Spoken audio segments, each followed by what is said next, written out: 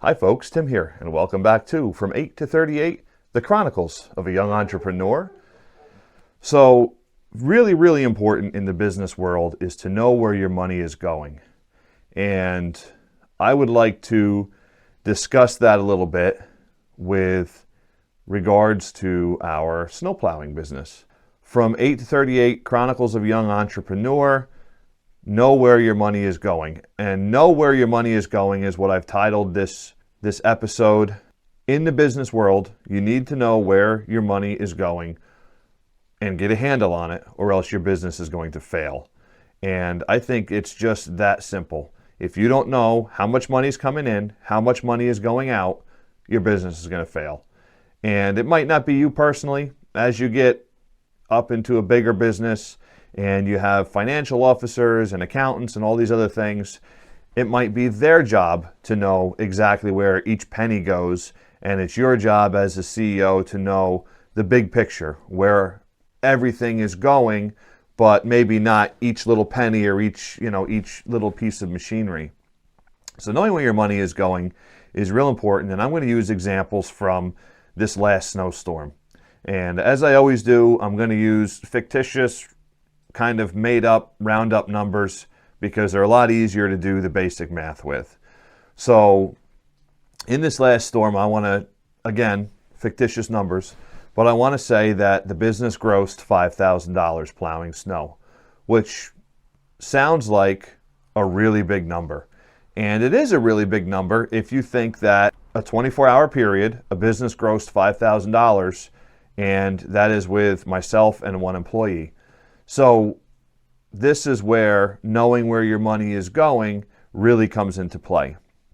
And I want to explain it and break it down a little bit, and again, use examples from my world, which is the landscape and construction world.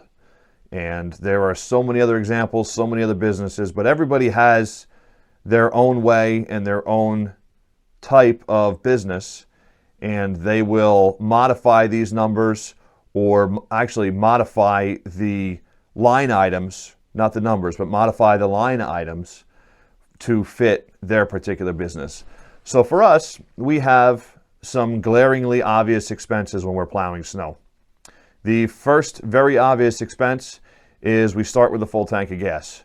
And I end the storm with a full tank of gas. I just filled up my truck, completely done plowing for the storm, and it's full waiting for the next storm or whatever I need to do with it next. So in that, I know how much money I spent on fuel. And again, that's a glaringly obvious expenditure. So out of that $5,000, you need to check off fuel. The next one that's really obvious is labor. Now, labor can vary greatly based off the business. For myself, it's just me and Owen, and then I got a couple other guys that plow kind of on call that help us out with some of the bigger storms. So I have payroll for a storm. Now, those are two big numbers that come directly out of that $5,000. So let's say payroll for this last storm was $1,000. Well, that knocks your $5,000 down to $4,000. So you lose 20% off that gross number before you even start with any of your other numbers. And then I happen to know that we spent $400 in fuel on the one storm. So that right there takes another $400 off the $4,000. So now you're down to $3,600. And we have commercial snow and ice policy.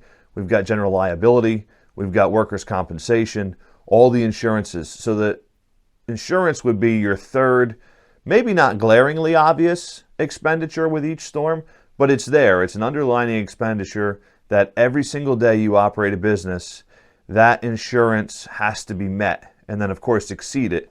But what I do is I have sat down and figured out exactly how much it costs me to run the business every single day with the insurance, with payroll, and things like that. So that's a recurring expense. Payroll is pretty much recurring. We know that it's 40 hours a week and it's going to be X amount per week. Insurance is somewhat recurring. The workers' comp goes off payroll.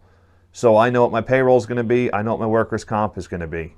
And our general liability We do an audit with that, and that bounces around a little bit, but not too much. So I know just about what that's going to be. Our commercial snow and ice is a little bit different because that's an adder on our policy, and that gets divided.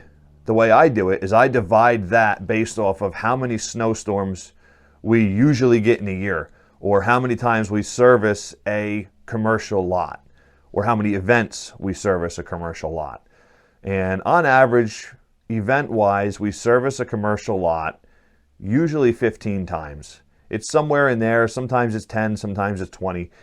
But as far as scraping a little bit of snow and putting salt down, it's in the area of 15 times.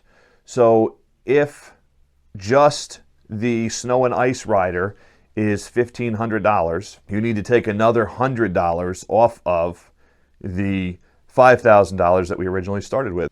So if we started with $5,000, we spent $1,000 in labor, $400 in fuel, and $100 in the snow and ice policy, that drops us to $3,500. And you round in all of the other insurances as well. For this exercise, we're going to leave those out for now.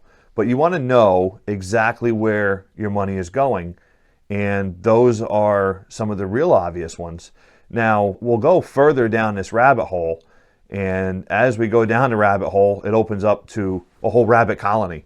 And it's almost scary once you start doing these numbers. But we're going to run through them, and I want to give a real warning and a real, this is really, really important. If you're running these numbers, do not use an artificially inflated or deflated number to make your numbers look good. The whole point behind doing these numbers is so that you know how to better run your business and to get a good grasp on what the gross receipts are and what the expenses are. That way you know how much you made out of whatever it is that you're doing. I'm using the snowstorm as the example because that's what we just went through. And I run these numbers after every single snowstorm because I also run in there our expenditures, the unexpected expenditures, like something that breaks. So we started with 5,000, we're down to 3,500.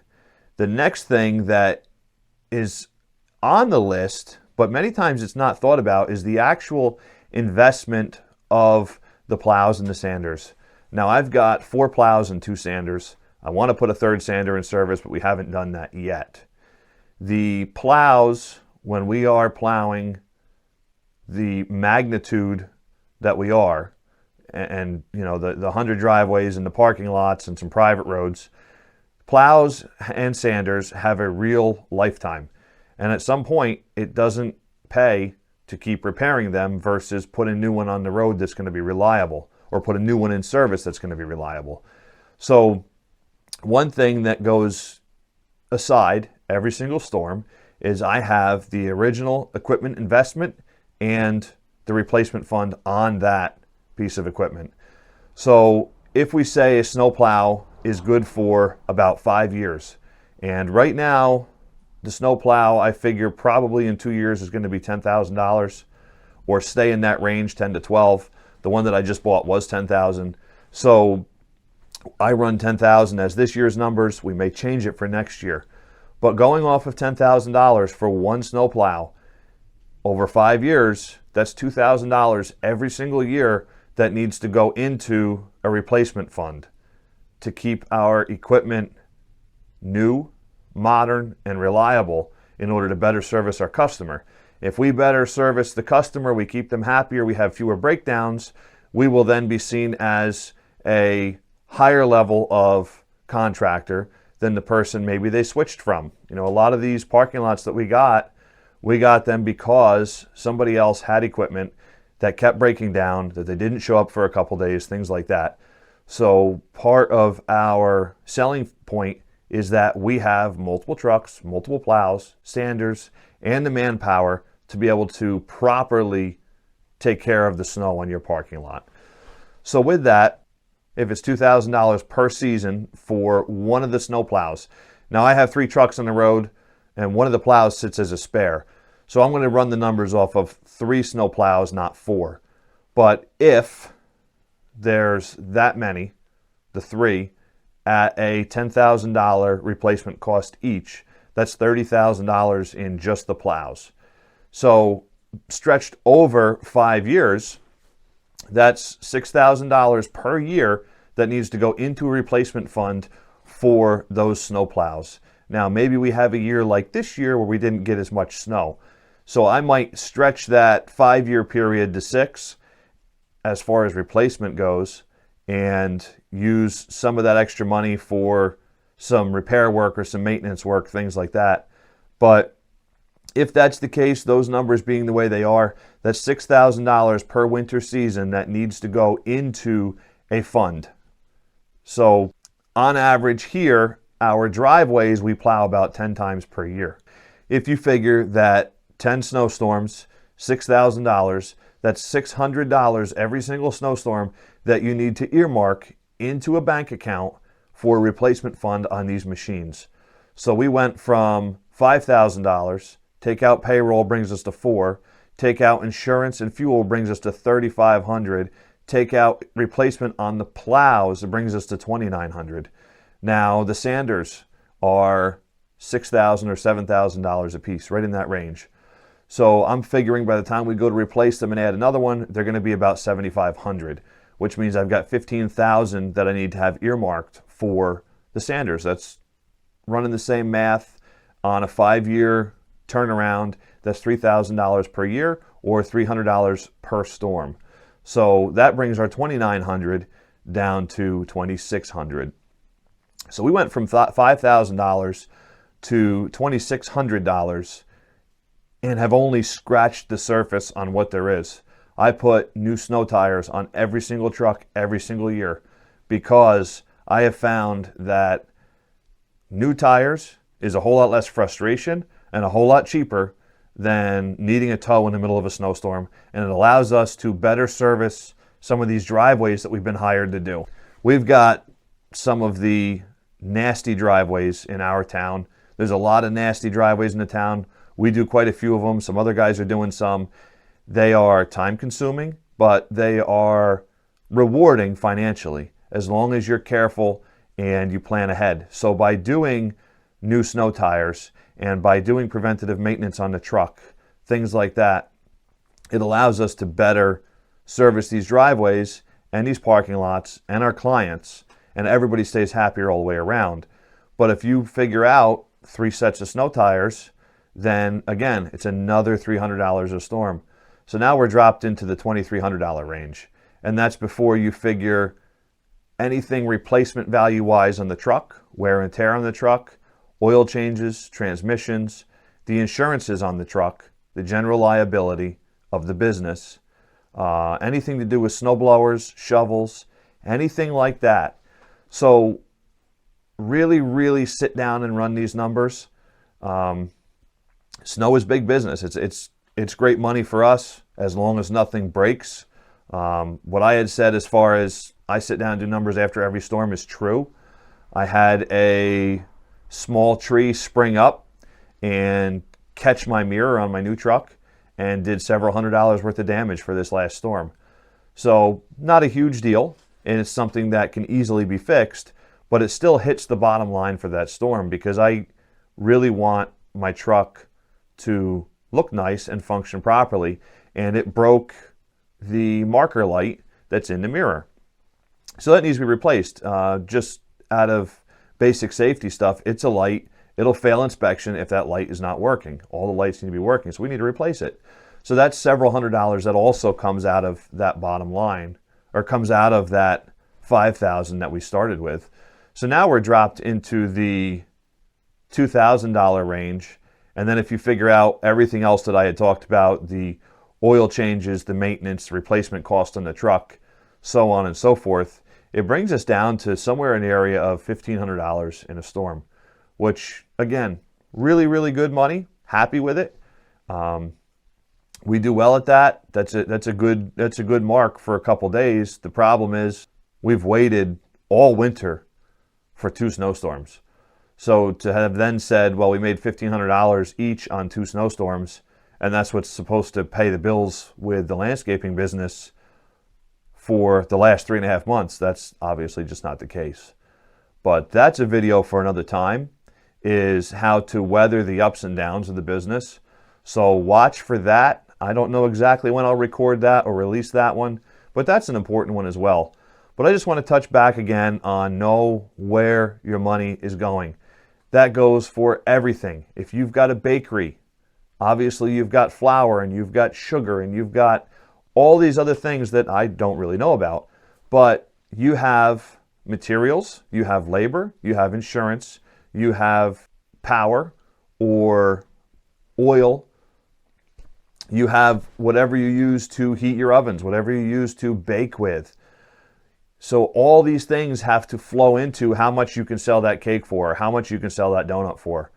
This flows through with every single business out there. You have your top number, and then you have your bottom down here, which is 0. And anywhere in between, you want to be obviously up here more rather than down here. But it's really easy to look at it and say, hey, I made $5,000 this last storm. Boy, that's great. I can't wait to go buy something that we've been waiting to buy. You know, maybe there's a new chainsaw out. We got that new Steel 500i here kicking around somewhere. Here it is. Right? We got our new Steel 500i. Made enough money to buy that this storm, right? Which actually isn't true. That was purchased a couple months ago. But it's really easy to say, we made money, we made a profit, let's reward ourselves and go buy something that we've been waiting to buy.